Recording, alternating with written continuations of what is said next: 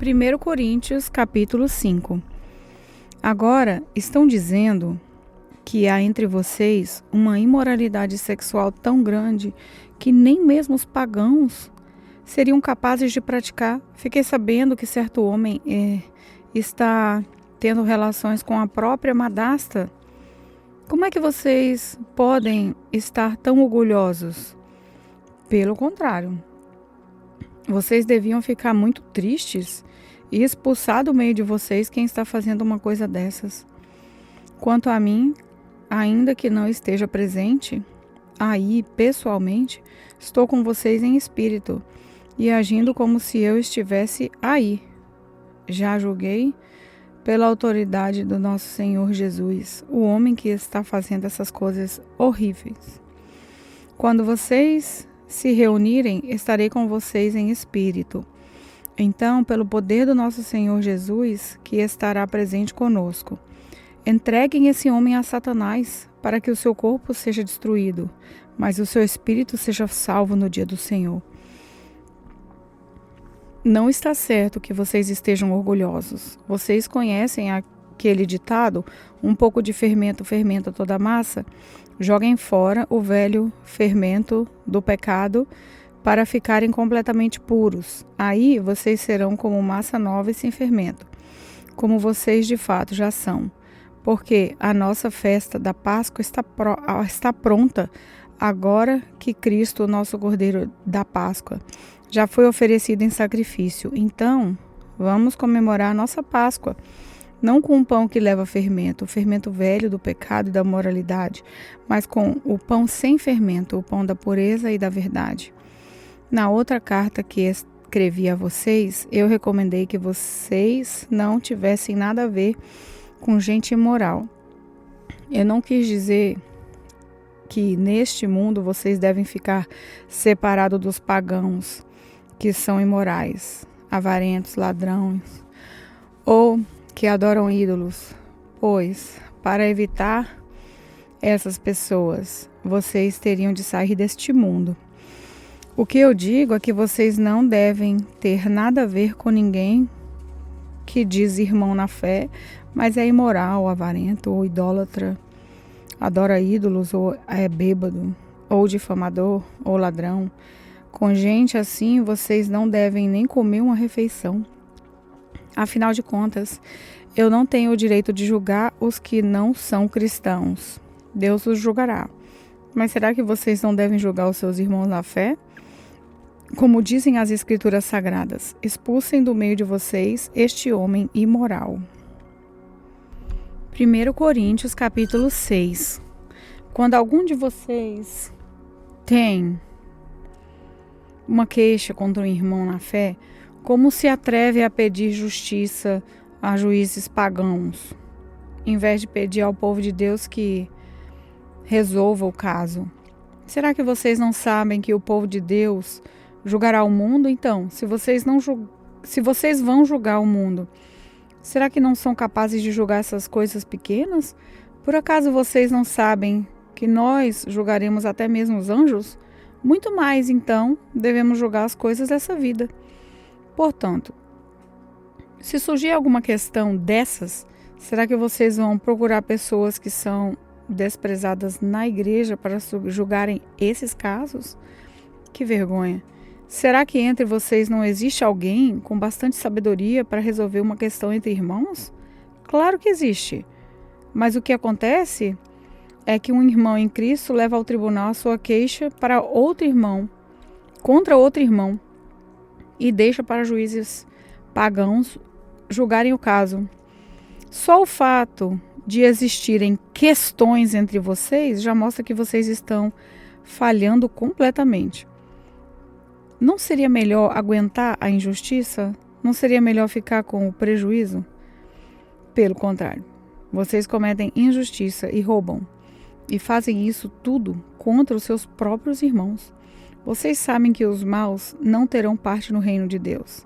Não se enganem, pois os imorais, os que adoram ídolos, os adúlteros, os homossexuais, os ladrões, os avarentos, os bêbados, os caluniadores e os assaltantes não terão parte no reino de Deus. Alguns de vocês eram assim, mas foram lavados do pecado, separados para pertencer a Deus e aceitos por Ele por meio do Senhor Jesus Cristo e pelo Espírito do nosso Deus. Alguém vai dizer: eu posso fazer tudo o que eu quero. Pode sim, mas nem tudo é bom para você. Eu poderia dizer: posso fazer qualquer coisa, mas não vou deixar que nada me escravize. Outro vai dizer: o alimento existe para o estômago e o estômago existe para o alimento. Sim, mas Deus acabará com os dois. O nosso corpo não existe para praticar a imoralidade, mas para servir o Senhor.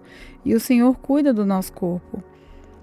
Pelo seu poder, Deus ressuscitou o Senhor e também nos ressuscitará a nós. Será que vocês não sabem que o corpo de vocês faz parte do corpo de Cristo? Será que eu vou pegar uma parte do corpo de Cristo e fazer com ele seja parte do corpo de uma prostituta? Claro que não. Ou será que vocês não sabem que o homem que se une com uma prostituta se torna uma só pessoa com ela? As Escrituras Sagradas afirmam: os dois se tornam uma só pessoa. Porém, quem se une com o Senhor se torna espiritualmente uma só pessoa com Ele. Fujam da imoralidade sexual. Qualquer outro pecado que alguém comete não afeta o corpo, mas a pessoa que comete imoralidade sexual peca contra o seu próprio corpo. Será que vocês não sabem que o corpo de vocês é o templo do Espírito Santo, que vive em vocês e lhes foi dado por Deus? Vocês não pertencem a vocês mesmos, mas a Deus, pois Ele os comprou e pagou o preço. Portanto, usem o seu corpo para a glória dele. 1 Coríntios capítulo 7. Agora eu vou tratar dos assuntos a respeito dos quais vocês me escreveram. Vocês dizem que o homem faz bem em não casar, mas eu digo, já que existe tanta imoralidade sexual, cada homem deve ter a sua própria esposa e cada mulher o seu próprio marido. O homem deve cumprir o seu dever como marido e a mulher também deve cumprir o seu dever como esposa. A esposa não manda no seu próprio corpo, quem manda é o seu marido. Assim também o marido não manda no seu próprio corpo, quem manda é a sua esposa. Que os dois não se neguem um ao outro, a não ser que concordem em não ter relações por algum tempo a fim de se dedicar à oração, mas depois devem voltar a ter relações a fim de não caírem nas tentações de Satanás por não poderem ser dominados. Não digo isso como uma ordem, mas como uma sugestão. Realmente, eu gostaria que todos fossem como eu, porém cada um tem um dom que Deus lhe deu. Um tem esse dom e outro aquele. Aos solteiros e às viúvas eu digo que seria melhor que eles ficarem sem casar, como eu.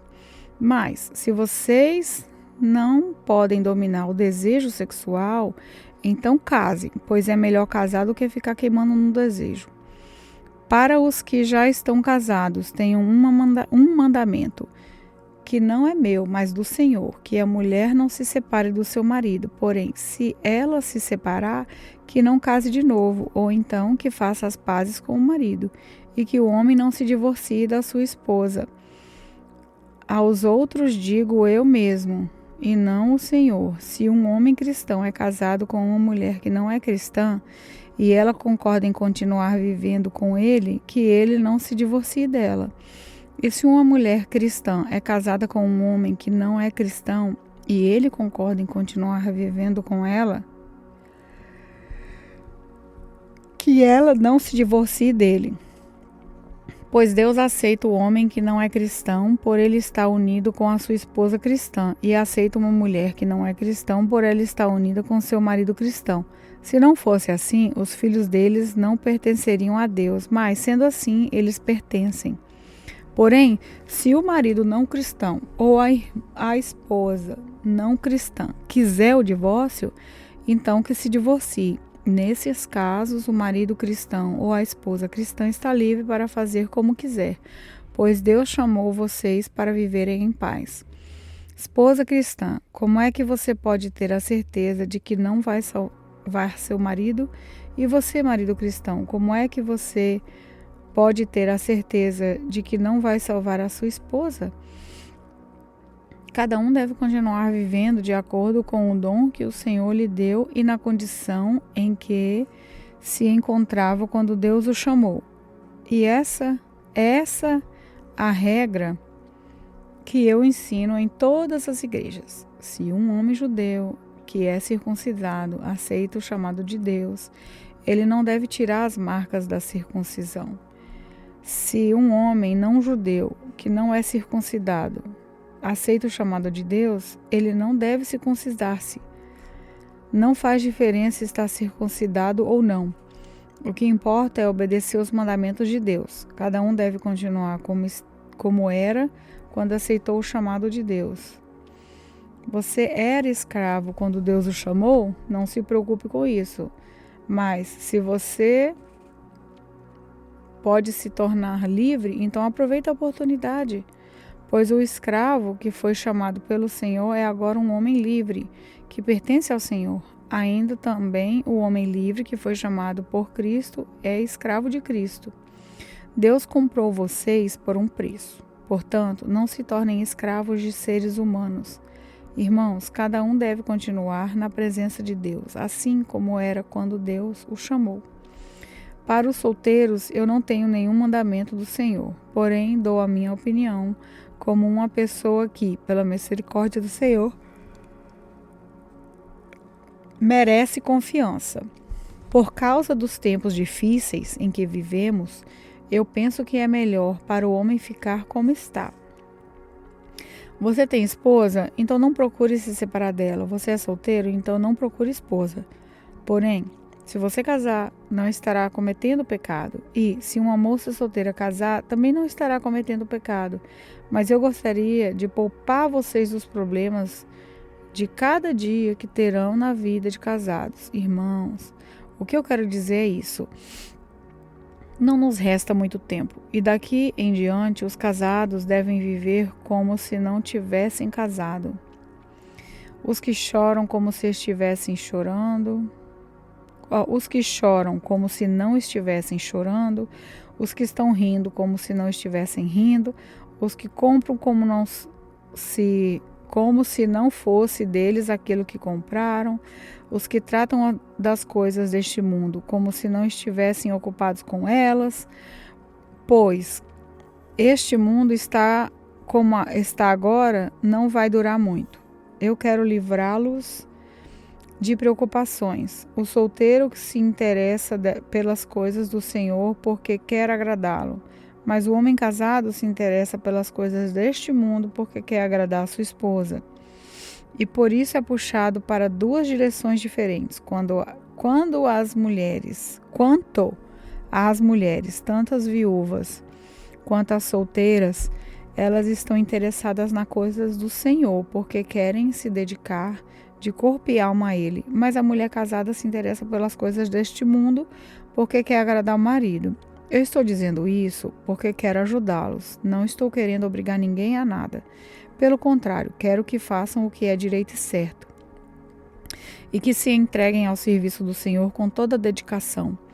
Aos que ficarem noivos, mas resolveram não casar mais, eu digo o seguinte: se o rapaz sente que assim não está agindo certo com a sua noiva e acha que a sua paixão por ela ainda é muito forte e que devem casar, então que casem. Não existe pecado nisso.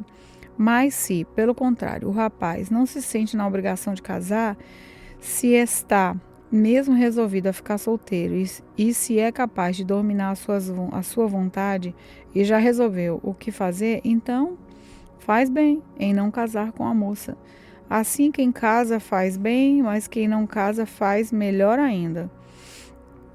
A mulher não está livre enquanto o seu marido estiver vivo. Caso o marido morra, ela fica livre para casar com quem quiser. Portanto, que case com um cristão. Porém, ela será mais feliz se ficar como está. Essa é a minha opinião. E eu acho que também tenho o Espírito de Deus. 1 Coríntios, capítulo 8. Agora eu vou tratar do problema dos alimentos oferecidos aos ídolos. Na verdade, como se diz, todos nós temos conhecimento. Porém, esse tipo de conhecimento enche a pessoa de orgulho, mas o amor nos faz progredir na fé. A pessoa que pensa que sabe alguma coisa ainda não tem a sabedoria que precisa. Mas quem ama a Deus é conhecido por Ele. Quanto a comer alimentos que tenham sido oferecidos aos ídolos, nós sabemos que um ídolo representa alguma coisa que realmente não existe. E sabemos que existe somente um Deus. Pois existem os que são chamados de deuses, tanto no céu como na terra, como também existem muitos deuses e muitos senhores. Porém, para nós existe somente um Deus, Pai e Criador de todas as coisas, para quem nós vivemos. E existe somente um Senhor, que é Jesus Cristo, por meio de quem todas as coisas foram criadas e por meio de quem nós existimos. Mas nem todos conhecem essa verdade. Existem pessoas tão acostumadas com os ídolos que até agora comem desses alimentos, pensando que eles pertencem aos ídolos. A consciência dessas pessoas é fraca, e por isso elas se sentem impuras quando comem desses alimentos. Não é essa ou aquela comida que vai fazer com que Deus nos aceite. Nós não perderemos nada se não comermos e não ganharemos nada se comermos desse alimento. Mas também cuidado para que essa liberdade de vocês não faça com que os fracos na fé caiam em pecado. Por quê?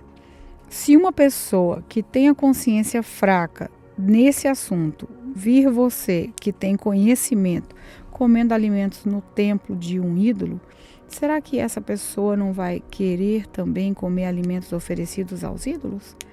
Assim, esse cristão fraco, este meu irmão, por quem Cristo morreu, vai se perder por causa do conhecimento que você tem.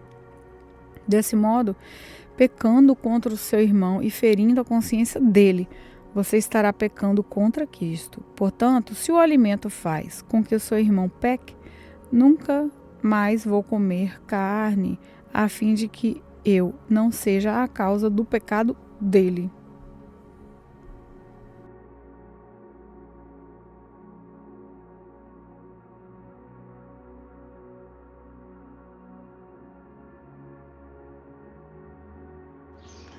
Olá, sou a pastora Neuza e quero orar com você. Esta tarde eu quero orar por livramento, para que Deus possa te livrar de todos os males. Querido Deus e Pai, quero neste momento apresentar todos os ouvintes, meu Deus, para que o Senhor possa livrá-los de todos os males. Que as tuas mãos fortes possam estar estendidas sobre a vida dessas pessoas. Guarda-os, ó Pai, debaixo do teu sangue, proteja. Pai, eu aqui quero, Pai, colocar todos sobre os teus cuidados e já te agradecendo, em nome do Pai, do Filho e do Espírito Santo. Amém.